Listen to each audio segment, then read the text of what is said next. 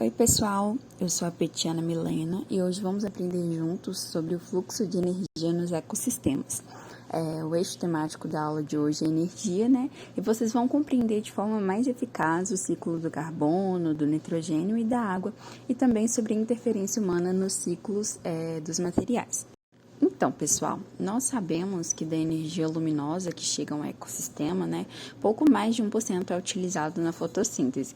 Só que isso já é o suficiente para gerar aproximadamente 200 bilhões de toneladas de matéria orgânica por ano, e boa parte desses compostos orgânicos é consumido na respiração da própria planta e, posteriormente, eliminada como gás carbônico e água. Então, desse modo, a planta obtém a energia necessária para o seu metabolismo. E parte dessa energia ela é liberada na forma de calor.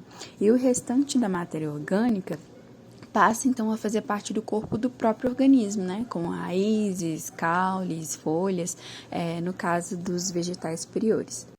A matéria orgânica e a energia que ficaram retidas nos autotróficos, ou seja, os que são capazes de sintetizar o seu próprio alimento a partir do material inorgânico, eles compõem o alimento disponível para os consumidores, E uma parte das substâncias ingeridas por um animal, ela é eliminada nas fezes e na urina.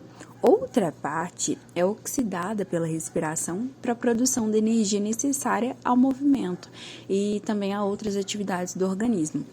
E há ainda, uma parte que passa a fazer parte do corpo, que vai auxiliar ali no crescimento e reposição de tecidos. E essa parte é que fica disponível ao nível do trófico seguinte.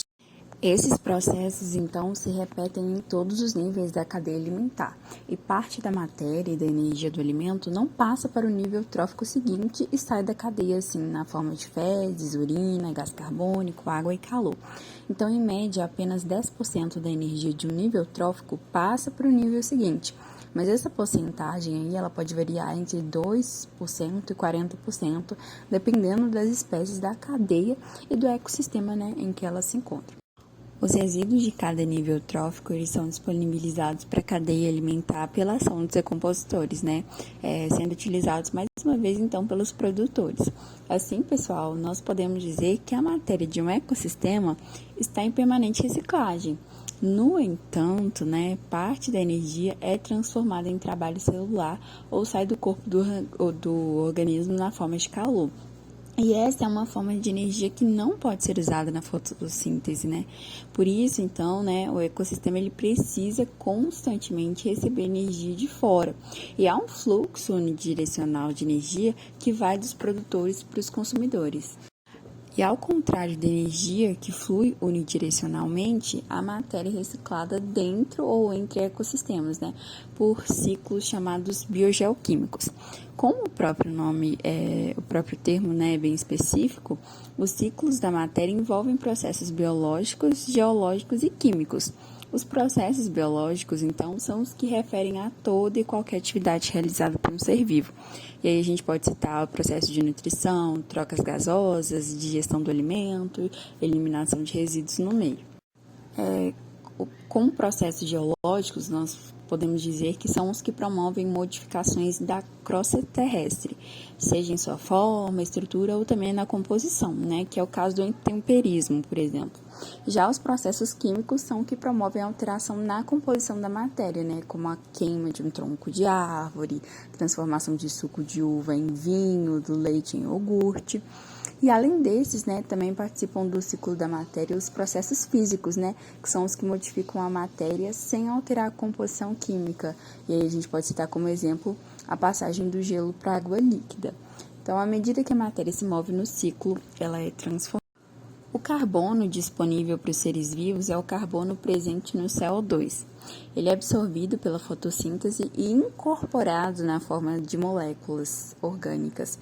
E a partir daí, pela cadeia alimentar, passa para todos os demais organismos, Ele é devolvido ao ambiente pela respiração celular, pela fermentação, pela decomposição e também pela combustão. A água presente, sob a forma líquida na superfície da Terra, ela sofre evaporação e aí ela passa para a atmosfera. Com o resfriamento nas camadas mais altas da atmosfera, os vapores de água eles se condensam e aí eles formam as nuvens e depois voltam aos continentes e mares na forma de chuva, na forma de neve ou também de granizo, né? E nos continentes, parte dessa água vai para os rios, para os lagos, ou então ela penetra dentro do solo e se acumula em reservatórios subterrâneos. Os seres vivos, eles absorvem ou ingerem água, né, também, a gente sabe, pois ela é fundamental para a nossa sobrevivência e parte dessa água presente no corpo dos seres vivos retorna ao ambiente pela respiração, por excreções e principalmente pela transpiração. E a manutenção das taxas de gás oxigênio e de gás carbônico no ambiente depende de dois processos, que é a fotossíntese e a respiração. A fotossíntese, então, ela é realizada pelos seres clorofilados, né? Ou seja, que apresentam clorofila na dependência da luz.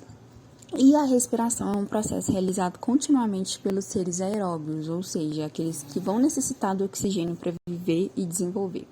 Então, é interessante notar que o gás oxigênio ele é uma substância que não somente garante a vida na Terra como a gente conhece, mas também se origina da atividade de seres vivos. Então, praticamente todo gás oxigênio livre da atmosfera e da hidrosfera tem origem biológica, né, no processo de fotossíntese. Por esse processo, a água, então, ela é decomposta, sendo o oxigênio liberado e o hidrogênio utilizado na síntese da matéria orgânica. O gás nitrogênio está presente na atmosfera em uma taxa de aproximadamente 79%. Só que apesar disso, não é utilizado de forma direta pela maior parte dos seres vivos. Então, o aproveitamento do nitrogênio de forma geral pelos seres vivos vai depender da fixação dele, que pode ser feita por radiação, por exemplo, radiação cósmica e raios, né, que vão fornecer energia para que ocorra a reação entre o nitrogênio, o oxigênio e o hidrogênio da atmosfera, ou por biofixação, sendo esse último processo aí o mais importante. Então, de forma mais completa, né, o ciclo do nitrogênio ocorre através das seguintes fases, né? A fixação, e nessa etapa ocorre a transformação do nitrogênio gasoso em substâncias aproveitáveis pelos seres vivos, que é amônia e nitrato. Os organismos responsáveis pela fixação são bactérias que tiram o nitrogênio do ar, fazendo com que ele reaja com o hidrogênio, formando a amônia. Tem o processo da amonificação. A amonificação é proveniente do processo de decomposição das proteínas e outros resíduos nitrogenados contidos na matéria orgânica morta e nas excretas. E nitrificação é o nome dado ao processo de conversão da amônia em nitrato. A desnitrificação é onde algumas bactérias que têm a função de desnitrificar também são capazes de converter os nitratos em nitrogênio molecular. E aí ele volta à atmosfera repetindo o ciclo novamente. Então, pessoal, essa foi a nossa aula de hoje. Espero que vocês tenham compreendido bem o conteúdo e caso houver alguma dúvida, deixe aqui nos comentários que nós estamos abertos para ajudar vocês. Muito obrigada pela atenção e até a próxima aula.